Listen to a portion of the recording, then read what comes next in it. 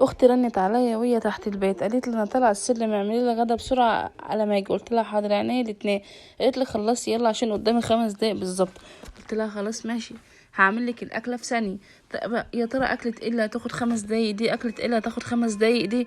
تعالوا نشوف مع بعض اكله ايه اللي هتاخد ال5 دقايق دي. ويا ترى كل ده من قد ايه لحمه، وكل ده من قد ايه تكلفه؟ يعني اكل اقتصادي اقتصادي مش اي كلام. طبعا ما فيش حاجه اقتصادي دلوقتي عشان ما حدش ينتقدني يعني، بس اهو الى حد ما اقتصادي نوعا ما يعني، ويكفي كمية كبيرة كمان.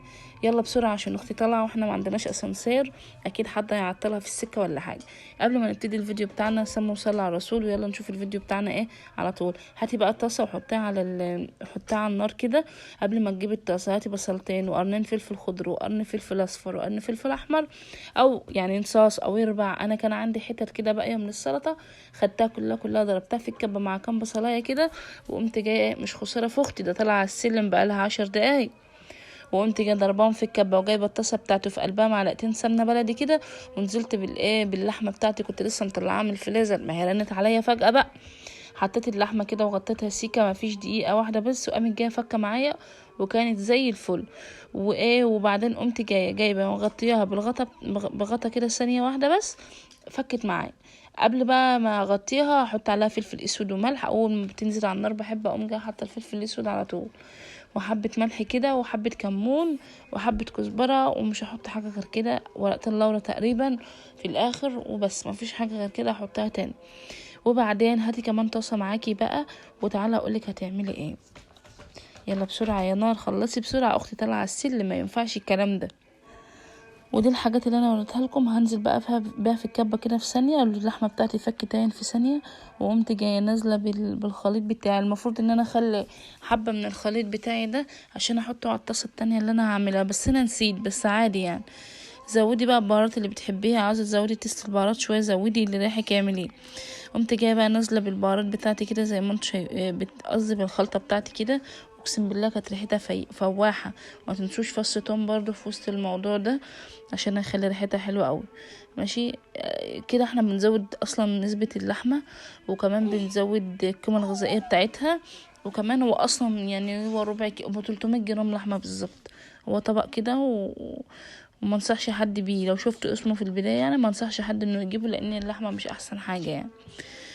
قلبتها وهسيبها بقى اغطيها واسيبها. بصوا الوانها عامله ازاي. اغطي عليها بقى دقيقه واحده كده واسيبها. تقدروا تزودوا بقى كيس بسله في التوقيت ده وتسيبوها مع نفسها، بس انا ما زودتش. تعالوا بقى في الطاسه التانية. طب اسكتي. ده بقى في الطاسه التانية حبه زيت كده كتير ومعلقتين سمنه بلدي كده عشان تشمي الراحه بتاعتك الجميله كده. وبعدين تقومي جايه إيه نازله بكيس لسان عصفور، كيس من لسان العصفور، كيس من لسان عصفور او نص كيلو. ده كان نص كيلو كنت انا جايباه، نص كيلو ب10 جنيه. قلبيه بقى ايدك فيه على طول، ولما تحس ان هو بادئ ان هو يتشمع شويه من الزيت وكده والسمنه والماده الدهنيه، تكوني مجهزه كوبايه برضو من الشعريه، من شعريه الرز. وتقدري تستكفي باللسان عصفور بس بصراحه الاتنين تيست مع بعض كانوا جمال جدا، هيعجبوكم. بالمعلقه بقى وايدك فيه على طول، لان هو بيتلسع اصلا بسرعه بيتلهف بسرعة يعني. تمام. ايدك بقى فيه كده لحد ما يظبط معاكي. وبعدين كده النار التانية محطوط عليها اللحمة المفرومة، وكده ده معمول عليه ده متعلق عليه لسان عصفور. لو وصلت معايا الفيديو لحد هنا ما تنسيش تحط لي لايك للفيديو، جبر الله خاطرك يعني. وكده اهو بدأت تتلون معايا كده هي. هنزل بقى بالشعرية بتاعتي، واللحمه بتاعتي خلاص استوت اهي وركنتها على جنب. خلاص كده هسيبها بقى تبرد كده على جنب، وهروح بقى على العين التانية عشان ابقى مالكة الطاسة اكتر يعني. قصيرة ومش طويلة وريقي ناشف. قلب بقى كده، قلب. لسه ما حطيتش الشعرية على فكرة، انا كل ده لسه ما حطيتش الشعرية. انا كل ده بقلب فيها ايدي فيها عشان خاطر ان هي ما تتلهفش مني وتبقى لونه كده. وبعدين خلي بالك من نوع لسان عصفور، لان في الوان في انواع لسان عصفور مش بتكون كويسه وبتنفش جدا، ومش بتكون حلوه، بتكون سيئه يعني. وكمان اللهم صل على سيدنا النبي. الطريقة دي بديل الرز البسمتي، بيعملوه في الأفراح بديل له، لأن طبعا الرز البسمتي الكيلو ب60 وب70 جنيه، يعني أبسط نوع ب60 جنيه، اللي أنا وأختي بنجيبه على طول ب60 جنيه. ده اللي هو يعتبر أحسن الغاليين يعني. أو كوباية شعرية حلوة كده محترمة كده، وتقدروا تحطوا النص بالنص على حسب الكمية اللي انت عاوزاها. قلبي بقى كله كده مع بعضه لحد ما كله ياخد لون كده ويبقى زي الفل معاكي، اللون اللي بتحبيه يعني. اوعي تتلسعي، وخلي بالك عشان الطاسه دي طلعت صغيره وانا نقلتها في طاسه تانية او في صينيه تانية، لان مش عندي طاسه اكبر من دي. كل شويه بوريكم اللون عشان بقول لكم يعني اللي هو لسه اللون ما ظبطش وكده. في الوقت ده بقى تكون انتي مقطعه بصلايه على قرن فلفل اخضر، ولو عندك فلفل الوان وفص توم اضربهم برضو في الكبه معاكي او قطعهم على ايدك، ما هيش فارقه كتير. وهتقومي جايه بقى مجهزه 3-4 طماطمات مبشورين كده، وعليهم معلقه صلصه. بس انا بصراحه للامانه ما حطيتش صلصه، او بدات تاخد اللون الحلو معايا. قمت جايه نازله بقى بالبصلايه وكم قرن فلفل اخضر اللي انا حطيته، لان ما كانش بقى عندي فلفل الوان بقى، كنت خلاص خلصته. وتقدري تزودي جزر كمان. الاكله دي كامله متكامله زي ما قلت لكم. تقدروا تزودوا على اللحمه المفرومه نوع خضار زي البسله مثلا وتشوحوها، وهتكون مظبوطه جدا وطعمها حلو، وهتكون القيمه الغذائيه بتاعتها عاليه جدا وحلو. قلبي بقى شويه كده وشوحيها كده. عاوزه اقول لكم قسما بالله ريحتها كانت فايحه. حطي كزبره وملح وكمون وفلفل اسود و7 بهارات لو عاوزه. حدقي الملح اللي انت عاوزاه وبس، مش ما حطيتش اكتر من كده، فلفل اسود وكمون وملح بس. تمام. ومكعب الماجي بقى متنسوشي، عشان هو يعللك التست طبعا ويخلولك حلو، ده اختياري طبعا. في الوقت ده بقى انا حطيت ال3 طماطمات اللي كانوا عندي، قمت جايه مكانش عندي غيرهم اصلا، عملتهم برضو في نفس الكبه، وقمت جايه نازله عليهم على الشعريه. وفي الوقت ده تكوني مسخنه ميه او تاخدي ميه من السخان. ماشي. وتاخدي ميه من السخان عشان تنجز معاكي على طول، ما تعجنش معاكي الحاجه. عامليه معامله الرز يعني. اهو كام طماطم اللي قلت لكم معلقه، تقدروا تزودوا معلقه صلصه، انا ما زودتش. انا بقول لكم اختي طالعه على السلم كل ده. جبت بقى ميه وقمت جايه مزوده على لسان العصفور بتاعي او الرز الكداب، سموه زي ما سموه. وبعدين هنقله بقى على نار، هياخد نار عاليه الاول، بعدين هنقله على نار واطيه، واقلب عليه العين واسيبه بقى يستوي كده زي ما هو مع نفسه. تمام. اهو حطيته على نار صغيره كده، كانت على نار عاليه، كانت شرب حسبي مك. وبعدين هقلب عليه العين بقى واسيبه مع نفسه كده. اكون انا بقى جهزت الصينيه بتاعتي وعملت طبق سلطه، مش سلطه خضراء، عملت سلطه دقوس. ليه؟ ما كانش عندي ادوات السلطه بصراحه كلها يعني، فانا قلت اعمل الحاجه اللي موجوده عندي يعني. ما هي جايه على غفله، ما قالتليش ان هي جاي. غطيتها بقى كده وسبتها. وتعالوا بقى اقول لكم هنعمل ايه في الطاسه دي. جبت معلقه سمنه بلدي في قلب الطاسه دي، وقمت جايه نازله فيها بشويه من المكسرات. تقدري تحطي سوداني، لوز، جوز، فستق، بندق، اي انواع انت بتحبيها، صنوبر، اي حاجه. انا حطيت، كان عندي شويه لوز مقشر شحتهم من اختي، شحتهم والله. قلبتهم بقى كده، وجبت شويه من جوز الهند، يعني من الزبيب، سوري انا اسفه، من الزبيب. وقمت جايه حطها بقى في وسط معلقه السمنه البلدي كده، عشان هم كانوا في التلاجة اصلا. وكانوا حبه سوداني حتى، والله ما عرفت اقشرهم، حطيتهم زي ما هم. والله يا جماعه الميكس ده مع بعضه كده مع الرز كان طعمه خرافي، خرافه خرافه. جربوها وان شاء الله تعجبكم. وقلبت المكسرات بتاعتي كلها ببعضها كده، بحيث ان الرطوبه اللي فيها تطلع وتتحمص تحميصه خفيفه كده، وتكون طعمها حلو مع الاكل وكده.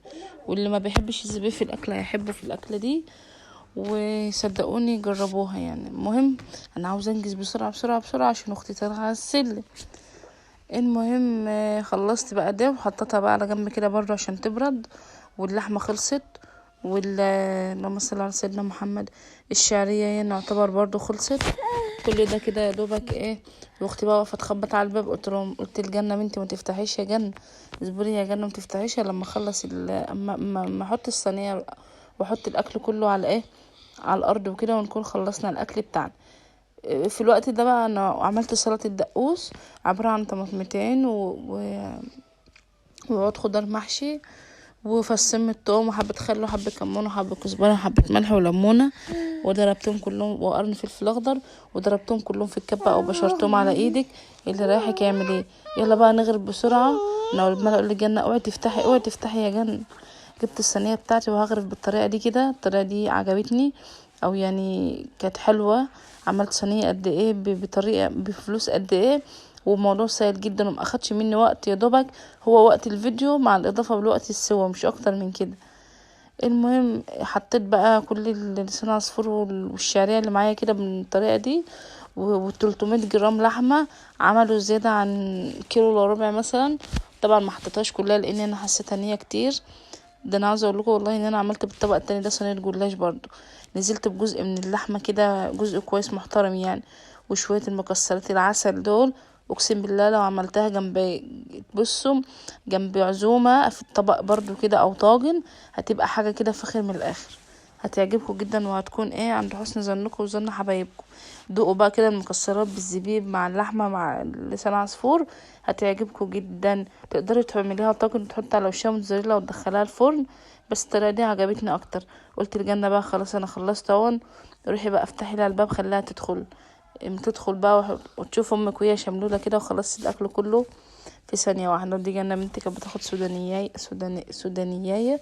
ودي سلطه الدقوس، ما كانش عندي طماطم كتير عشان كده الخضار بتاعها كان باين اكتر.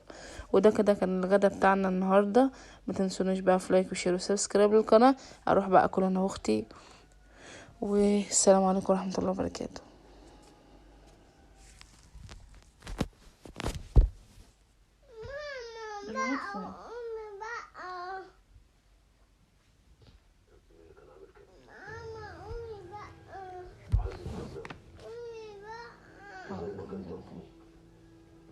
بس ما كنتش ظلمك انت يا حماد. لما اللي حصل لي بسبب تربيتك العفشه اصبري. وهم برضه تربيه عفشه من يوسف الله يرحمه ودار الحق دلوقتي. بس ما كبرناش. ترجم عليا وانا راجل ضيف عنده لا بيفهم في الاصول ولا في النيله. ما علمتهمش حاجه. لو كان كبرنك ما كانش زمانه في التربه دلوقتي. ما كانش زماني موته. ترجم عليا وانت قاعد زي الشوال المقطوع. شو ابنك ما ضربني بالنار على اخوانا. برضه ما فهمش في الاصول. قضى كتير من عمره في السجن ويستحق. ولا اليومين اللي اتحبستهم والمخدرات اللي انتوا حطيتوها مسامح فيهم. عارف مسامح فيهم ليه؟ لان هيردوني واضربهم من وانا عيل صغير. فدي تشيل دي. خالصين. بس عشان نرجع على الابيض يا عم حماده، نفتح صفحه جديده نحافظ على حق اللي وصانا عليها الرسول عليه الصلاه والسلام. فاضل حاجه واحده. حق المعلم سيد العمر اللي غدرته بيه هو ونعيم في عياده.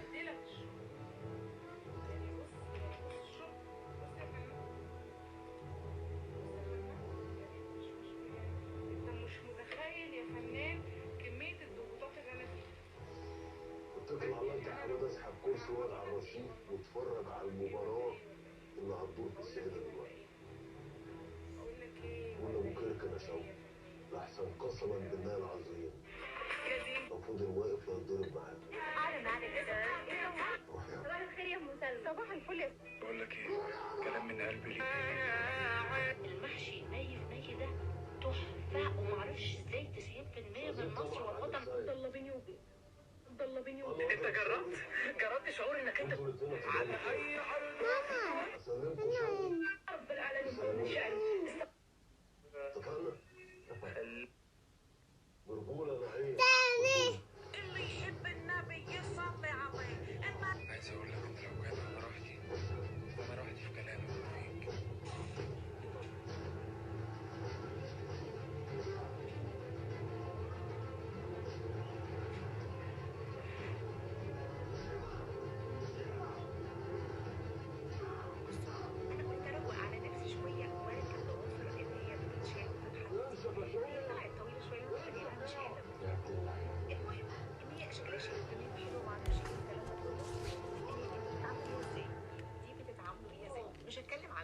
الشقه روقتها عادي. مش هتكلم على الطبيخ، هاكل العيال من بره عادي مش مشكله.